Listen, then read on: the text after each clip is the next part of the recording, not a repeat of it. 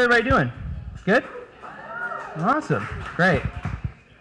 We'll get to panel introductions in just a minute, but real quick, who here is trying to break into tech? Who here is going to be looking for a job in tech and then either now or in the next 6 to 12 months? Okay, cool. Who here is hiring for jobs in tech currently? Okay, you guys pay attention to each other, and after the session, maybe make some introductions. So tech means a lot of things to a lot of people. For me, it's web and mobile development. It could be AR, VR. It could be cryptography or cryptocurrency, like we just heard in that wonderful panel.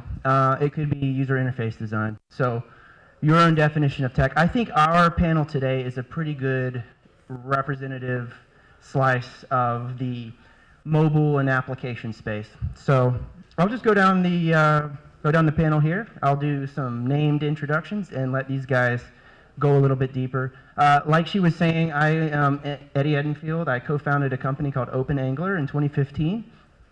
I also have worked and now work again, I have 2 jobs, at SCAD. I currently work on the mobile application team for our Android and iOS mobile products, among other things.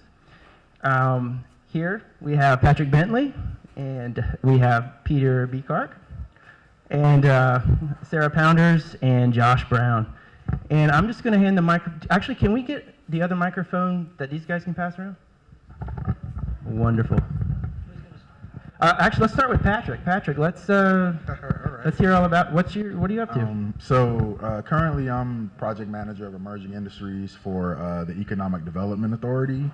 But I recently just came out of a coding boot camp in July at Georgia Tech, and got a job right out of the coding boot camp, and it was really awesome. And then I had to turn it down because of my wife got a job.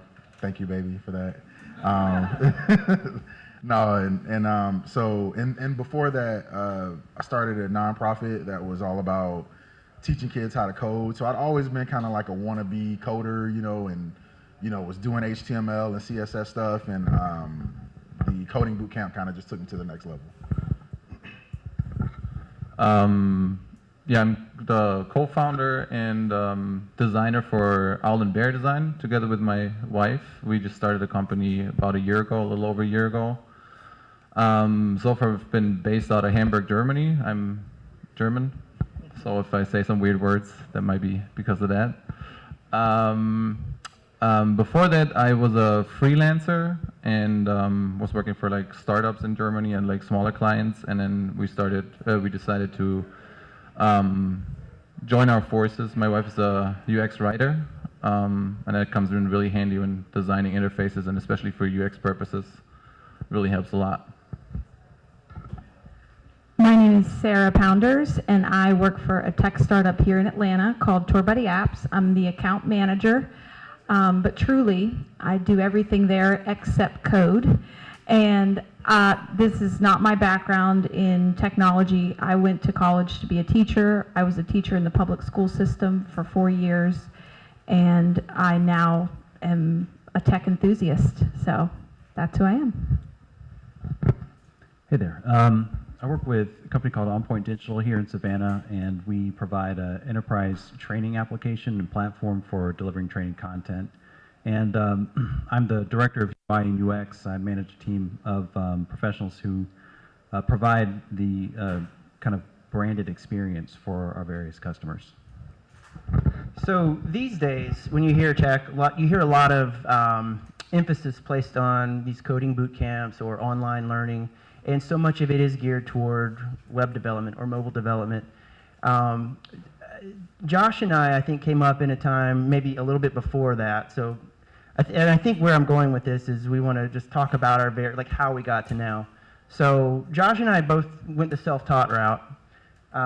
Peter, you did some self-taught stuff, but you also went to school for industrial design.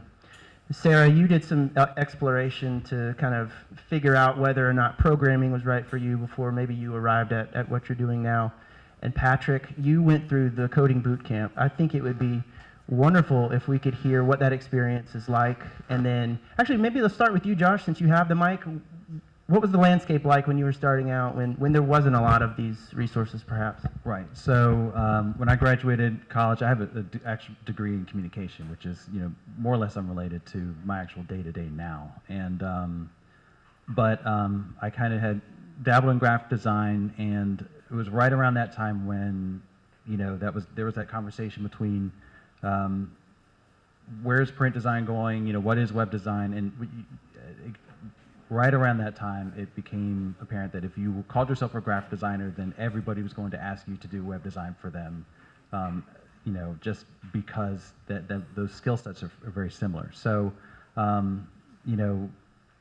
there were not a lot of coding boot camps. I mean, this is around 2005. There was nothing like a coding boot camp, and there really wasn't anything like a degree that would give you the kind of skills that you needed to actually be an effective web designer. So, it's just like a lot of nights and weekends, essentially teaching myself JavaScript and learning about the browser and the environment that it provides to create applications. So, I kind of did that as a freelancer for a bit, and then here in Savannah and in Raleigh, North Carolina, and then kind of got hooked up with On Point Digital, and just kind of went on from there. Yeah, quick follow-up question. So do you think self-taught is still a viable option today? If someone were starting out today, as someone who hires or someone who leads a team, how realistic is someone to teach themselves coding and then land a job? In my experience, this industry is, I think, unique in that all the tools and all the information that you need to teach yourself and to even make yourself effective, they're all out there for free. I mean, I never had to pay for a course on JavaScript. I could have. There were things, you could pay for online learning and stuff like that, but for the most part, between a number of really good resources like the Mozilla Developer Network and other websites, all the information you need to teach yourself this kind of discipline is out there, and it's it's very democratic. It kind of follows open source, kind of taps into that whole kind of idea that information should be out there and available to everybody. So I think to answer your question about is it still viable? Yes, I think that it is. Though I think there are, like I said, it was nights and weekends for almost 10 years, to get to where you become really effective. Whereas things like the coding boot camps, and these days there's a lot more opportunities to kind of, shortcut that process. Sarah, you do everything but write code. How did you get to where you are today? What was your path?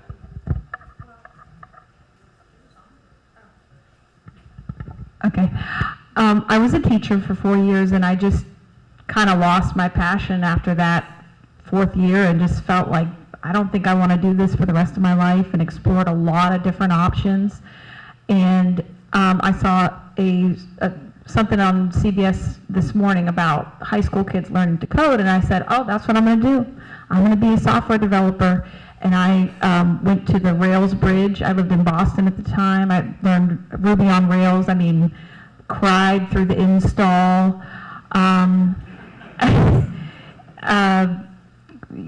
Lynda.com, I tried to teach myself HTML and CSS through self-taught stuff, and that was great. And I did get to a point, though, where I realized I like working with people better than just sitting behind the computer and kind of doing, writing the code or trying to solve those problems. So my job now, I get to work with clients and do demos, and I think that I just figured out that's where my strength is, in working with people and kind of teaching them about technology and delivering things that I think that they need instead of maybe the software side. Wonderful. Peter, yours is an interesting story. You both have the background and you also run a business. So maybe from both sides of the equation, both what you're looking for in the partnerships or other employees or contractors you might work with, and your own background, what are you seeing as the landscape like today in 2018? So I went to to school for somewhat related topic was industrial design. I was a carpenter by trade before, and I really enjoyed making furniture and wanted to kind of like transition from actually making a single piece furniture into like how do you mass produce that, and like just come up with a design and then have somebody else do that for me and just sell it. So I was really not going into industrial design with the idea of going into tech with it. And in the one semester we had user interface design as like the big subject, and I really started liking it there, especially because the short iteration cycles, and they're super inexpensive in comparison to like you build a chair and then it doesn't look the way you want it to, so you build another chair, so you need the same amount of wood, you need like hours in the wood shop, and so it's like cost intensive, time intensive, and labor intensive, and it's a lot shorter with tech. So I kind of stuck with it and did an internship after, and then freelanced, and and then starting my own company now, or a year ago. We also do pretty much everything but the coding part, which we don't do. I'm always kind of thinking about like getting into that and smarting myself up about that. But then I'm not sure if I should split my focus between designing and developing. Maybe it's better if I stick to what I know and continue to hone that skill and improving, as opposed to like branching out in something that there's a lot of people out there already doing that really well. So I guess what we're looking for in terms of landscape for the future is like people to work with in terms of iOS and Android development. Yeah. Wonderful.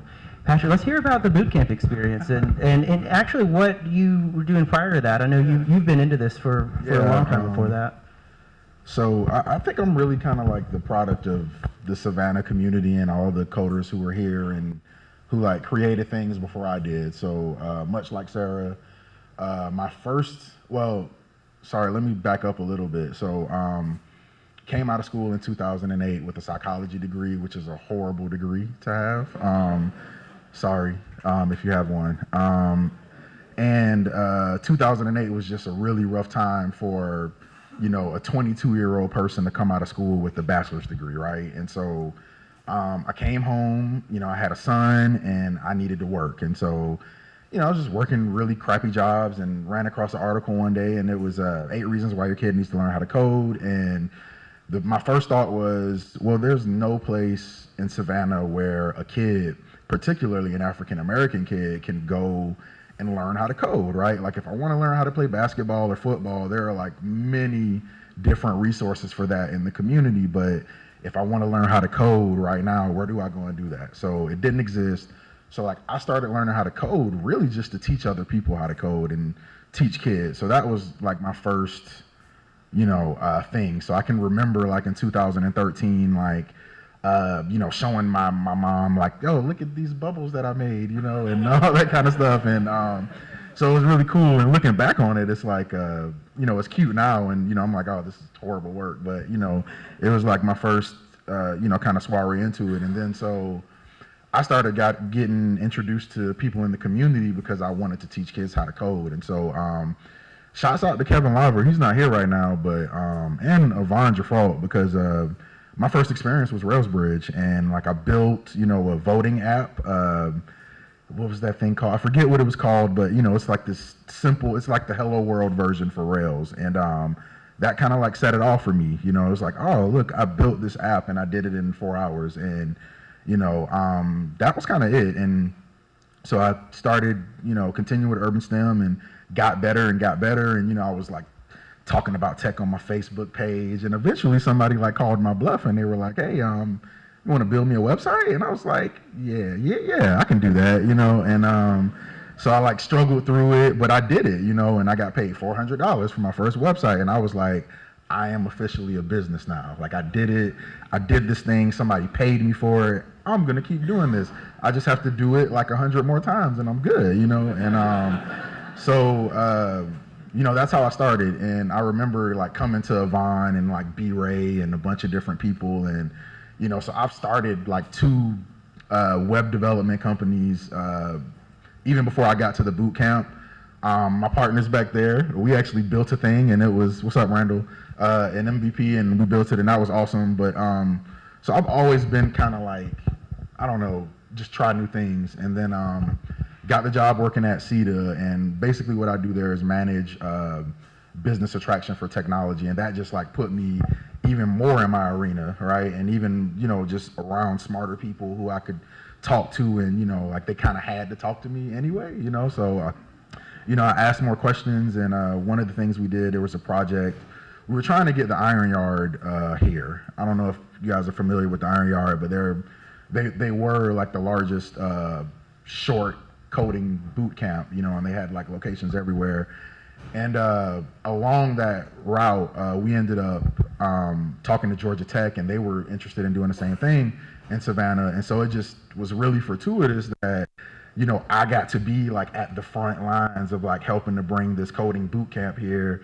And I was like this wannabe coder, and, you know, it was just like, it was perfect, you know. And so I ended up going to this boot camp, and it was really intense.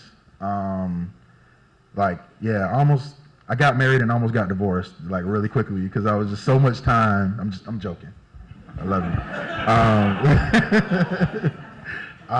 It was a lot of time, and it was really intense. And but I got really comfortable, and after I left that course, I felt really, really comfortable and really, really confident in my ability. And then immediately reality slapped me in the face, and then I realized that like I don't know as much as I thought, but I'm much better. And so that's kind of how I went. It was really intense, and yeah, awesome. I think the reality check you just talked about is something that a lot of us call imposter syndrome. And who caught the keynote today with Devin O'Brien? He kind of touched on that a little bit. And I think it's probably safe to say all of us up here have had to battle imposter syndrome at one point. But congrats on $400 on your first website. I only made $50 on mine. Yeah. So, but that's actually something I would, you know, if web development or mobile development is kind of the way you want to go, just put yourself out there, get some projects under your belt. But yeah, I think what would be good is to kind of explore what challenges each of you faced. Like, I know there's a few people here maybe trying to land that first job. What were some of the challenges you faced either in the interview process or in that first job you finally got there? I know it's these days can be a very rigorous interview process depending on where you go. I know you're right off the heels, and then maybe of an interview, and then let's go down the line after that. So my first like interview, like I was really lucky because the first job that I applied to after boot camp, I got, right? And I was fortunate because it was a really good combination of coding and talking, so it was like perfect for me, you know. Because I don't know if you really want to get into this now, but like I kind of feel like the hiring process for developers can sometimes be really it just doesn't make any sense, and it's archaic, you know, like whiteboarding or like, you know, asking you to like talk about algorithms on demands, because that's not really the way you're going to work, right? Like you're going to code some stuff, and then if it doesn't work, you're going to go to Google or Stack Overflow or whatever, or your Slack channel or whatever, and you're going to find out, you're going to search until you find it, and then you're going to fix it. And so I really had a challenge with just the process itself, and then applying for jobs, because like I've noticed that the descriptions for jobs, they're always looking for like this unicorn, right? They want like 7 years experience in React, even though it's only been around for 2, right? And you know, they want you to like, you know, have like all this different experience, and those people don't exist, right? And so I got some really good advice, and it was, if you think you qualify for like 60% of the job of what they're asking for, then apply. So for me, it was just like making myself, like believing, like I can probably do that, or I can lie my way through this interview good enough, you know. Yeah, Peter, what advice would you give starting out? Well, so to get a job, I only had to apply for one internship. After I was done with industrial design, I applied for an internship at what is Germany's competitor or biggest competitor for Uber. It's called MyTaxi. It's a taxi hailing company, and they were looking for a UX design intern. And their process was they put out a case study. We were supposed to do like a homework case study basically, and like apply with that. From my background as an industrial designer, that whole what they taught us in school, what I really can transfer one-to-one to the tech side is that it's a user-centered process. You have to like take the user side, and we heard it before in the UX panel up here. you're not your user. So don't assume that you know the answer because that's how you would do it, but actually talk to people and go out there and do the testing.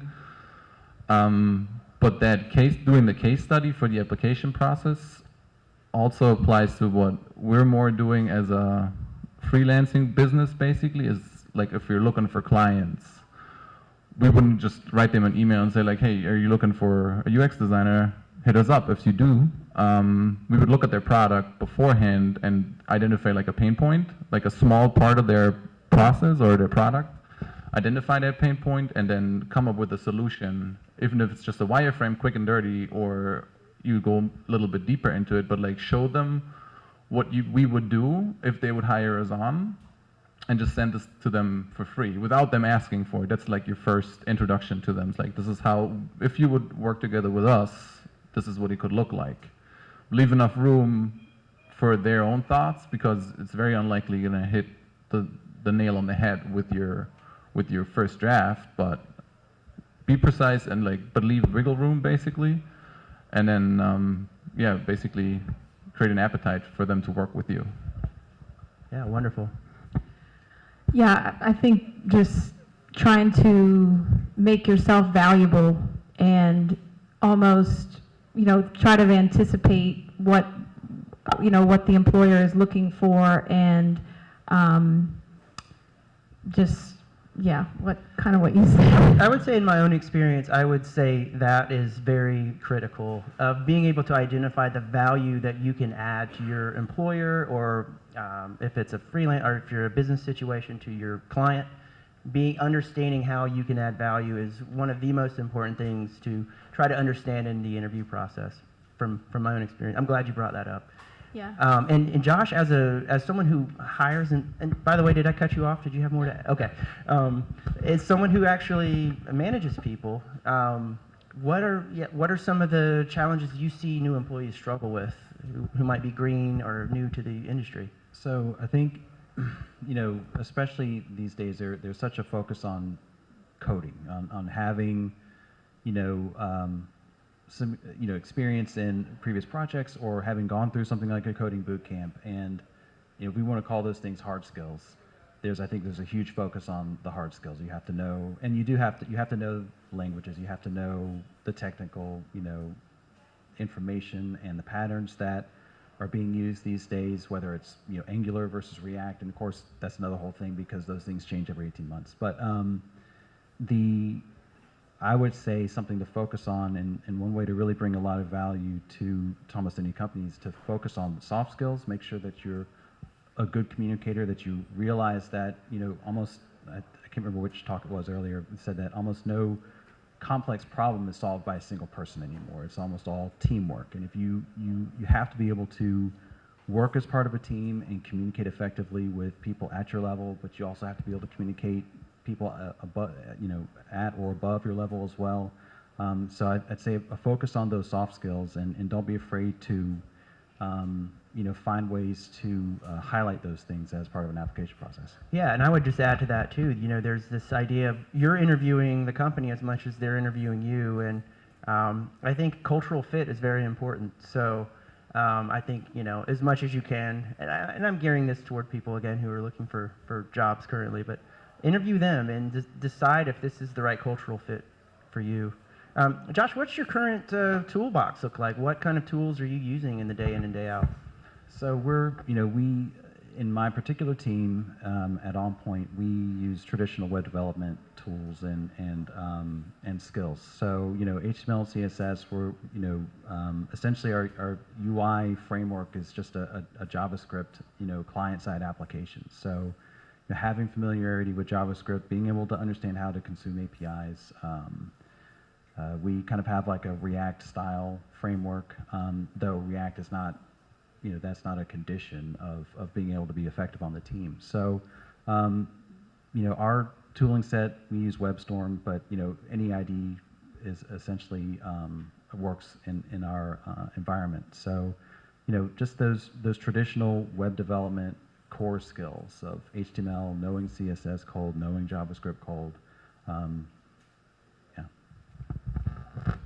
Yeah. So to the non-developer, or you're not strictly speaking either. But yeah, what's your tool set of, what are the other kind of roles in tech? What kind of tools really help you in your efficiency in your work?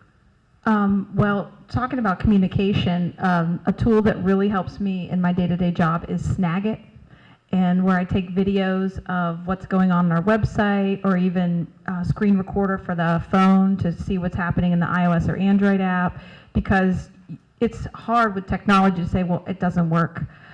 And we have a team, and it's just communication is so important, but those tools help you communicate even better for what we do. But for me, like we were talking about projects we did, I built a WordPress site for free, and that taught me so much, and I use WordPress every day almost.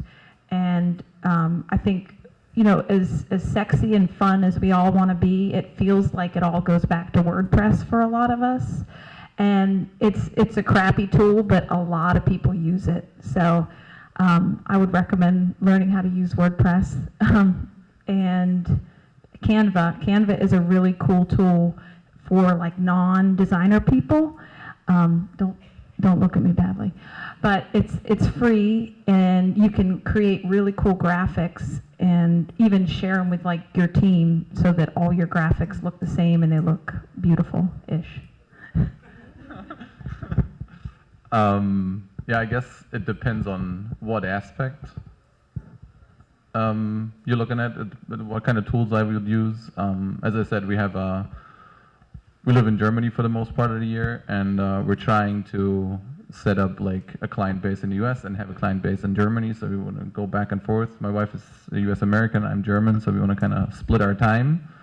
And huge for that is communication, as you said. And I think after 1 year of running our business, we already have 6 Slack channels with 6 different clients. So that's a huge help, because you can like share files and screenshots and like communicate within like teams within each Slack channel. It's a fantastic tool.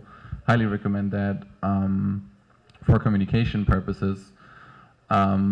For design purposes, I use Sketch for the most part. I think it's great. It's like a reduced Photoshop without all the craziness that Photoshop can do. Photoshop is a fantastic product, but it's like a bottomless pit, and 99% of the stuff you don't have to use as a screen designer.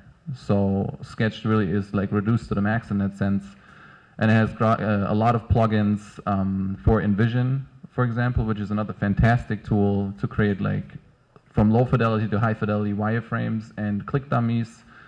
They also continue to add on more tools. One is Freehand, that is great for like everybody can use Freehand to like create low fidelity wireframes. So if you work with a client, it's basically across the Atlantic Ocean. You can give them the pen in the hand in their hand and say like, I don't understand what you're trying to say. Why didn't you draw it up for me? And then you can watch it live on your screen unfold.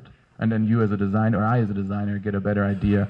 And as many stakeholders as they want can be on there. Can be a developer on there. They can like say immediately that that's not going to work because of X, Y, and Z or something, or have a better solution for it. So Sketch, InVision. For higher fidelity prototyping, there's something called Framer. You have to know a little bit of coding. So I personally have to stay away from that, unfortunately, but it's really great. The other designers that I know work with it, and the outcome is fantastic. It feels like the real app. It has micro animations that you can, like how the button behaves and what happens, the transitions. It's fantastic. There used to be a product called, what's it called? Pixel, I think.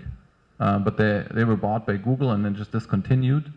Something that's similar to that is ProtoPie, where you can also create very high fidelity click dummies. It's like maybe a dumbed down version of Framer, I would say. Yeah, I think those are most of the tools. And then like time tracking tools are huge for a freelancer. Like have a good tool that works on your phone and on your computer is great. And I cannot stay away from pen and paper. Yeah. I always use pen and paper, especially early on, and just like to get quick ideas out, and like everybody can use the pen and paper. Yeah. Patrick, did what you learned in the boot camp, is that what you're using now, or is it a subset of your tools? It's like a subset. So Create React app is basically like Ruby on Rails, but for React. You know, it kind of automates the creation of your file systems and Webpack and Babel and all that kind of stuff. And so I use Create React App, but then I also, so since coming out of the boot camp, now I have like my own personal way that I like my file set up. And so like I went and found a tutorial on Medium about how to just create your own project generator. So I have like my own project generator that I use. Envision's good for, definitely for prototyping mobile apps. Proposify too. So a lot of the work that I do is freelance right now. So writing proposals is horrible, and it's always good to have like some software that does that for you. So Proposify is just, it has a bunch of different templates and it allows you to edit and you know, but you can create several different proposals and change the prices and you know, send it by email and collect electronic signatures, and you can do all that for like $25 a month. And so I use that a lot. Slack, you know. Yeah, and yeah, write that down. No, and Balsamic is like for web stuff, so it's just another prototyping wireframe kind of thing. Yeah, so that's really it, and just learning. Like, so like yes and no. Some of them were really good. I think the boot camp kind of gives you a good like base level, you know. But after that, everybody works different, so like different things have like honestly, going through the interview process has helped me identify a whole bunch of tools because, you know, as I'm interviewing, either when I'm talking to somebody or it may be a question that they ask, like it'll send me down a rabbit hole. So like testing, I was on Slack asking like a million questions about testing, and so that led me to like Cypress, which is like an automated testing thing, and Circle CI. So I think it just depends on how deep you are, but yeah, so it gave me a good start, and then I just started asking people who knew better than I did. Yeah. You mentioned Kevin Lawver and Yvonne earlier, and I know Kevin has been a mentor for me personally, and honestly, one piece of advice, find a mentor, and that is going to just really accelerate your learning. Having someone who can reach out to when you're stuck, especially in development. You know, you can Google anything, it's all out there on Google, but you know, knowing the right question to ask is half the battle. So how important has mentorship been for you, and you know, what advice would you say for someone who may not have a mentor, or is, you know, talk to that, I guess, a little bit if you could. And then, like, if you don't have one, find one immediately. I think that developers particularly tend to be very open. I think it's the whole open source, you know, movement. Like, you know, we all want to build things and then we want other people to use them. And so typically, like, I've never had a developer, like, you know, be rude to me, like, no matter how dumb the question was, right? Mentorship is probably the only reason that I'm developing at all. Like, even for interview questions. So my partner Randall is a mentor, right? And you know, Yvonne, and you know, she's more of a mentor on the business side, and you know, Kevin, even Eddie. I mean, you know, like I'm not afraid to ask those questions. And so like we've got a group Slack for the techies in Savannah, Tech SAV. So you guys should join that too. Join it. And so like I go in the dev channel and I'll just ask questions, and typically, you know, I'll get responses within, you know, 10 hours, depending on how busy people are. But truly, like, the mentorship is why I'm here. Like, I mean, I wanted to quit several times, even during the boot camp. Like, I think, and like some of my cohorts are here, and some other people who came like right behind me. Like, there are definitely moments where you're like, man, I don't know if this was the right life decision for me. Like, you know, like, and without, you know, somebody to just say, do it, you know, like, it would have been done. Peter, did you have a mentorship network when you were starting things out, or? A little bit. One of the designers at My Taxi, the internship I was at, he's a really outgoing guy and really, really nice, and I think a really talented designer. His name's Leander Lansing. He's based in Hamburg. And it was really nice. He called me up when he was freelancing on the side, and he would, if he would be swamped, he would call me and ask me if I could help him out, and then we'd like sit next to each other on his couch on a Saturday afternoon and like try to bust it out until Sunday or something, and that really helped me. And it also helps with what you mentioned earlier, the imposter syndrome, because I think everybody gets that when you reach the next plateau of skill level, then you're the weakest link there, and then you have the imposter syndrome again. So it happens to me over and over. And it really helps to work with somebody because you notice that they have that too. And nobody is really 100% accomplished or perfect. So I think it's great for that too, to have a mentor to like see you just sparring with somebody in that way. Yeah, Sarah, I know you had a kind of a built-in mentorship network when you were starting out. Talk about that a little bit. Well, yes, I guess so. Well, my husband, he is a developer, and it really wasn't on my radar. I don't know what I thought he did. But then I started getting interested in software development, and I'm like, oh, so you know about this? He's like, yeah, I know about that. So, he helped me do lots of different, like with the install, he was there when I cried. And he's helped me a lot understand some core concepts and about software development. But I think working for Yvonne Jouffreau, who you're talking about, she's a head of Tech SAV, one of the founders of it. Again, if you haven't joined, join. Has been phenomenal. I mean, I have to say working with her has taught me more than a 4-year degree, just on the business side, software development, working with clients, writing a contract, which I really hate, but she's really good at. So I think that's been a lot of where my progress has come from. Wonderful. Can he finish up and then we turn it up to the audience? Okay, great. Okay, So, wonderful. When I came along, there weren't really this support network. I don't think was really around there. I wasn't super aware of it when I was kind of looking for a job and tools or things that would help me kind of be more valuable. So I would say don't be afraid to, if you're already working, working at a place, don't be afraid to reach out to people that you work with. I mean, we solve a lot of problems at OnPoint, and you definitely have looked to other developers, who are not necessarily, because we have, a client-side developer, do a lot of stuff in the browser, and then we have traditional server developers, and a lot of times it's sort of like this oil and water, but there's a particular person that I leaned on a lot when I was in the early days working on our UI framework, and that was a huge help. So just kind of a technical mentor there, and then even on a smaller scale, even within our own team, we try to take people who are new to the team. We try I try to encourage everybody to share information.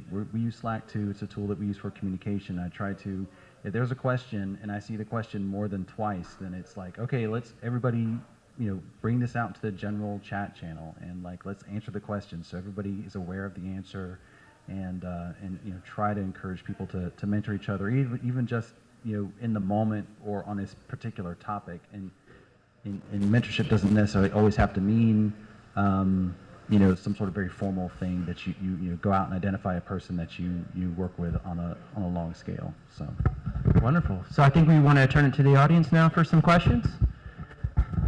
Can't wait. Anybody have any questions? We have a question up front here. I'm going to bring the mic over. Hello.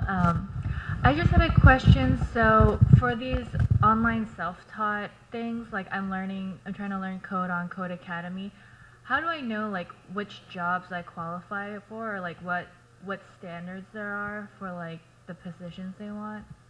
I think that's a really good question. I think to Patrick's point about the 60% rule of if there's a 60% overlap in maybe what you've learned in the coding track versus what the job is. I mean, there's never going to be 100% I'm qualified for this job. But in terms of specifics, like 2018, you probably should be learning React, unless the job description says something differently. Anybody else want to take that question? Angular is real hot right now. I kind of think a lot of jobs I've been running into lately, they really want you to understand just vanilla JavaScript, right? Because I use jQuery most of the time, and so it's it really abstracts a lot of the functionality of JavaScript, and so a lot of times that's a good snag, is because most of us are so used to using jQuery that we don't know how to manipulate the DOM without it, and so learning vanilla JavaScript is good. MySQL or Mongo for backend is always good too, I think. I guess like for the like individual like JavaScript, like if you go through a course, like how can you tell like how good you are at it, or like are you proficient or like intermediate or like stuff like that? So I'll take a stab at that.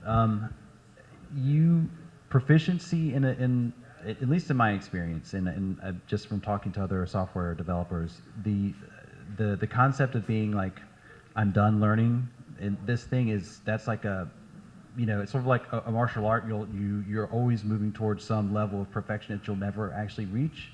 So I think the key is when you're using something like Code Academy or something like that, and you're trying to teach yourself JavaScript, which is an ocean, is a whole world there.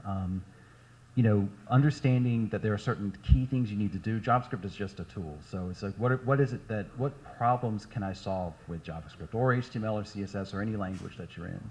And I think that's why, to that point, knowing like the vanilla JavaScript is important because, 4 years ago it was all Angular. Now it's React. Now it's Angular 2. And so knowing the underlying technology, I think, is really key because things are going to change. And so, and also because of that, being able to solve real-world problems, actual problems that bring value to a company, rather than trying to come up with a metric for how proficient you are.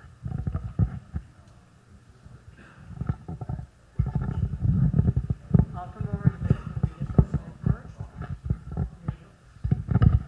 Thanks, Josh.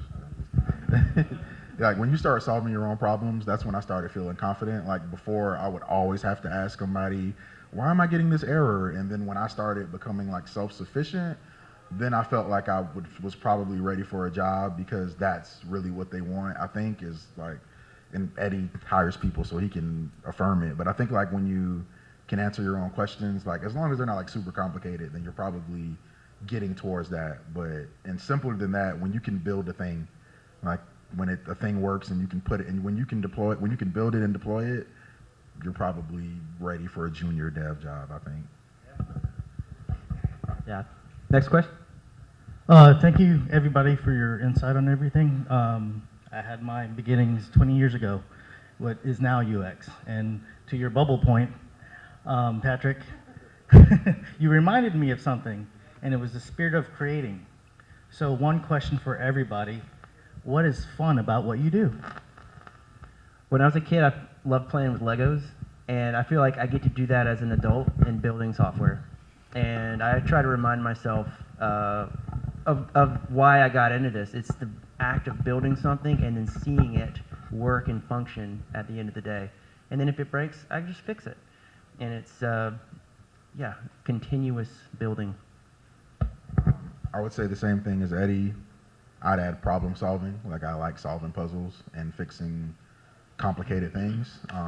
And coding is for sure that, it can be mind-boggling sometimes, but it's really awesome when you've been working on a problem for a day or two and then you finally figure the thing out. It sucks when it's a semicolon, but it's good when you can fix a problem. Yeah, definitely. Both of those points I can second. Like I said, I'm a carpenter originally, like way back in the day. And what was the best thing about that? Before you close up the shop and turn off the lights, you turn around and you just see like half a chair, and you know that you worked on that all day, and you see the results right after you're done. And that translates 100% to what I do right now. And I love what I do. I don't want to do anything else ever. So I'm a little scared of all that technology coming on, maybe taking my job away, maybe not, I don't know. And from the puzzle solving that you mentioned, Patrick, the UX part of the job that I do is exactly that. You have a problem that exists in a product or in a service, and how you fix it is by increasing your user experience and making people enjoy using the product, and that is puzzle solving, really. And just like user testing, you like iterate quickly, you make super low fidelity dummies, and you go out to people or stakeholders of any kind and test, and then you see your next pain point and you go fix that until you're done with your never. I think it's fun to help clients create their apps and use our website and just take them from, well, how do I do that, to, wow, I just created this, and that really, it drives me, so. When I first started out, I mean, it's easy to feel like the internet is this huge mature thing, but it's actually still very young. And especially 10 or more years ago, it mainly just text documents that were linking from one to the other. But it's become this incredibly open platform for development. I mean, I don't think that anybody 15 or 20 years ago would have realized that the web would become what it is now, which is just this amazing kind of experiment. And I feel like every website, every solution, every time you solve a unique problem, and there are still unique problems to be solved on the web. I feel like I'm kind of contributing to that larger whole. So. Hi, my name is Casey Brown, and I'm a local developer. And like you, Patrick, I started out late 90s rather, and there weren't a lot of resources for African American developers. But my question is to the whole council is, how do you guys feel about certifications and using certifications as an introduction for new developers to get a better understanding of proprietary technologies like Salesforce and Microsoft and even Apple? Because for the most part, they have cloud-based platforms, and there seems to be a migration from legacy systems to cloud-based systems. So how do you feel about certifications in that aspect of the IT industry? I'll just so I think there could definitely be value in that. I think not every business is necessarily going to need someone who has a certification necessarily in Salesforce or in some sort of a certification there. I do think that in a more general sense, having these certifications, going through that process, being able to show the work. If you have, like, GitHub is like your portfolio if you are a coder. So make sure that the things that the work that you put in to get a certification, that you have a way to kind of prove that a portfolio of that work to take in your application process. I think I'm not a developer, so maybe it's a little bit different, but I think certifications can be definitely a door opener, but I think it may be even more helpful if you show that you're willing and able to solve the problem that you're applying, that you would do if you have the job, if you would gotten the job. If you show that you're willing and able to do that within your application before anybody even asks, so to the point what I said earlier, just do a little bit of the job you would be doing and show them that you can. I doubt that a lot of people are gonna be like, well, he did it perfectly, but he doesn't have the certification X, Y, and Z, so he's not gonna get the job. So I don't think that's likely to happen. Maybe I'm wrong, because I don't know exactly how it works in your industry, but. So I think certifications, and I'm still super junior anyway, so I think they can help, right? Somebody came up to me the other day and they were like, "Oh, do you know Salesforce stuff?" And I was like, I mean, I can learn it in a week, but it would have been good to have already, had some experience in that, before, I think it's good to have a little bit of experience before somebody comes up to you. I don't know if they'll get you a job, though. What do you think, Eddie? Yeah, I think it really depends on what your end game is, right? So if you're looking to work at maybe, a big enterprise type of environment, maybe someplace here in like Gulfstream. I don't work there. I don't know. I know a few people here that do. But I know, my next door neighbor, for example, he's PMP certified. He's a project manager. At certain employers, certification is important.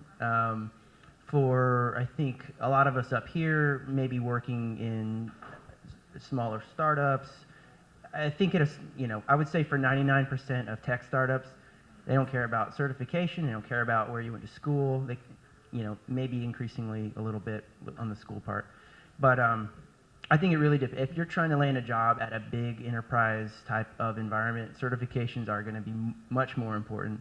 And I would just say getting Salesforce certified, if your goal is to make a lot of money, that's a good thing to have. Salesforce developers are like the highest paid in the industry.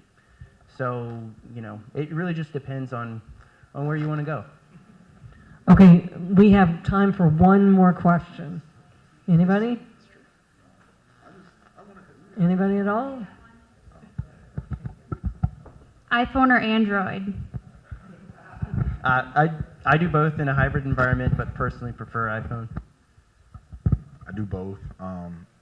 Pixels are really nice, and they're better than iPhone, so I'm kind of leaning towards the Pixel right now. iPhone for the last couple of years, but I was eyeballing the Pixel. Unfortunately, there was no really good deals on Black Friday, so far I don't have one. iPhone. Android.